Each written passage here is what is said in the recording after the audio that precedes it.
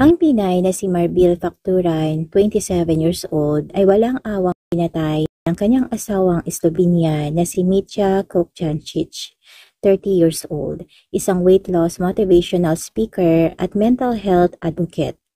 Noong December 22 lamang dumating si Marbil sa Slovenia para i-celebrate ang holiday season kasama ang asawa. Ngunit makalipas ng 7 araw, December 29, ay natagpuan na lamang na walang buhay ang Pinay. Isang araw matapos ang krimen, makikita pa sa video na ito kung gaano kasaya si Marbil. Ayon sa investigasyon, ay nakarinig ng malalakas na sigaw ang mga kapitbahay mula sa apartment ng mag-asawa, kung kaya't inireport nila ito sa mga pulis.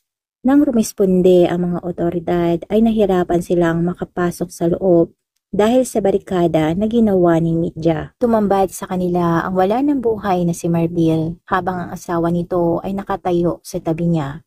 Agad na inaresto ang Slovenian at dinala sa psychiatric facility na may history na pala ng mental health issue bago pa man sila ikasal ni Marbil.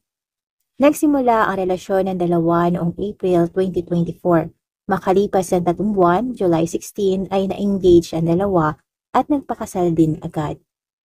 Nakiramay ang Filipino community sa Germany sa pamilya ng biktima. Labis na ikinagulat ng mga Pinoy sa Slovenia ang insidente dahil nagsisimula pa lamang si Marbil na bumuo ng bagong buhay sa nasabing bansa.